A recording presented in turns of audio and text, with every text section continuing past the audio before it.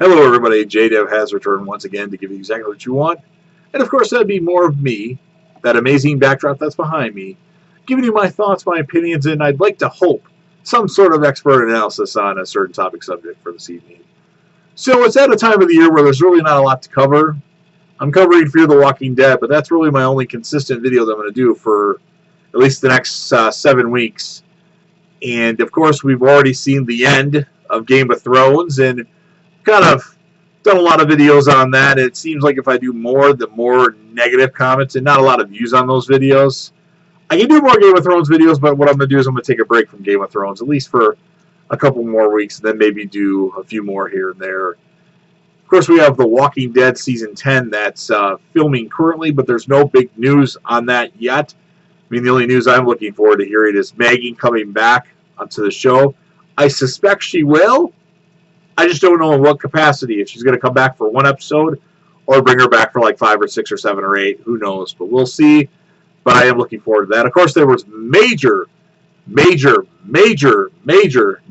Spoiler alert. Not going to go into details about it, but for the Walking Dead comic book. But I don't cover the Walking Dead comic book. Surprisingly, I don't read the Walking Dead comic book. But if you want news on the Walking Dead comic book, here's my suggestion. Go to YouTube, type in Trevs Chan 2, TREVSCHAN 2, the number 2, and Trev will tell you all about it. That would be my suggestion. So what really am I going to cover other than the Fear the Walking Dead that I'm currently covering? Obviously, there's Stranger Things. That's going to premiere next month on the 4th of July. I'll be doing reviews of each episode of Stranger Things. I'm not sure how many I'll do in one day because I'm not going to watch every episode in a row and do a review for every episode in a row. So I might make 3 each day and maybe fit 4 on one day for that whole weekend. But I'll get that out to you guys as soon as I possibly can. And then, of course, I can wait for Walking Dead Season 10 in October. I'm going to cover... I recently did a fantasy dynasty draft for my fantasy football team where we just draft rookies. I'm going to talk about that particular draft.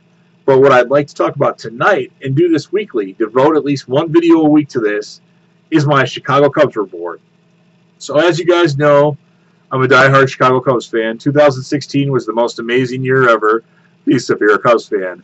And I want to talk about the Cubs, kind of what's happened in the last couple of weeks for the Chicago Cubs. I think it's been a pretty good season thus far. I mean, that perspectives thing had the Cubs predicted to finish in last place. I knew that wasn't going to happen.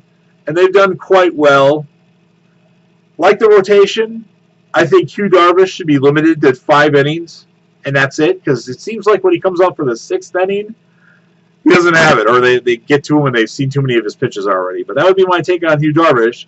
Hamels has looked good most of the time. Quintana's looked pretty good, although he's had some shaky outings. Lester is Lester. Hendricks has looked amazing. I'm glad they locked him up long-term, at least 4 years, I think. So that's good. The bullpen has been very shaky this year. Reinforcements are on the way. Pedro Strop. Who knows what's going to happen with Brandon Morrow. And then, of course, we have a major acquisition that we'll talk about in a minute here. As far as the lineup goes, well, we've been kind of cold hitting-wise. We recently got swept by the St. Louis Cardinals, which, of course, I'm not very happy about. But we did make an acquisition that I really think will help the lineup and help our overall team in general. We actually signed Carlos Gonzalez to a minor league contract. Yes, Cargo from the Colorado Rockies, former NL batting champion, which he's already been brought up to the major leagues. His debut was on Monday, and he's done pretty good. He's had a couple good catch. He's had a couple of hits here and there, and I think he's probably going to be the 4th outfielder, although he's starting right now. I mean, do you remember who our 4th outfielder was a few months ago? It was Mark Zagunis. He's just a lot better than Mark Zagunis, so I like that over Marcus Zagunis. Nothing against him, but I think he's a guy that belongs to the minor leagues and needs to be traded for somebody else. Just a hunch. I don't know. But I love Carlos Gonzalez. He's actually one of my my favorite baseball players of all time that isn't a member of the Chicago Cubs, but is now. So that was a really good under-the-radar signing by Theo and company.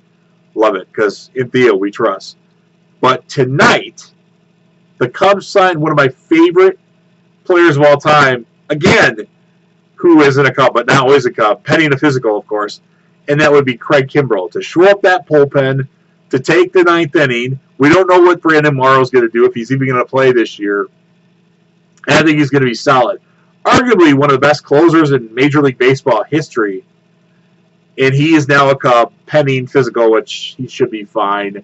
I think he's got at least 3 or 4 more good closing years left in him. He's not that old, and we got him for more of a bargain price. We got him for 3 years, $45 million approximately. That's pretty good considering how much Chapman and Wade Davis and all them get. I think we got him for a good price. And for those of you that are complaining that we're paying him too much and it's another contract that lasts for a couple of years, think about it this way. So we have a couple free agents at the end of the season. Steve Cishek and Brandon Morrow. We're probably not going to bring both of those guys back. Morrow's making about $13 million a season, and Cishek, I don't remember what his numbers are. So basically, we don't re-sign Morrow, we don't re-sign Cishek, and we have one of the most elite closers in baseball at the back end of the bullpen for only about $15-16 million per year. So I think that's a good, that's not just a good, an amazing signing by Theo, Jed, and company. So I really like it. I think the Cubs are going to do great this year. That, I did my predictions video, which is in the channel if you look for it. I think that puts the Cubs as the best team in the National League. They've got a solid rotation, pretty good back end of the bullpen now. My only concern right now is we need a lefty that can get people out that's in the bullpen. Because the guys that they've had in the bullpen, Ryan, Collins, they haven't done as good as I wanted them to do. Montgomery is having issues all of a sudden. So they need to find a left-handed reliever. I don't know. Did Rosario do anything bad this year? I'm going to check his numbers this year and see why he's in the minors right now, because I thought he was pretty good. So, yeah, pretty happy with how the Cubs have been lately. Now they have a good fourth outfielder, or maybe a starter. I don't know. I guess, you know what? Use the hot hand. Who's ever hot, play them. And I think Cargo will be a much better addition as a fourth outfielder, possible starter, than Marcus Guinness. So that's my Cubs report for this week. I'll be back again next week with another Cubs report. Of course, more videos to come. And if you're a Cubs fan, please write a comment. Like the video. Talk what you want to talk about. If you have questions, I'll certainly do my due diligence to answer those questions. And I really hope you enjoyed the video. If you have video suggestions, certainly leave a comment with those, and I'll see what I can do. So I'll be back again soon with another. Peace.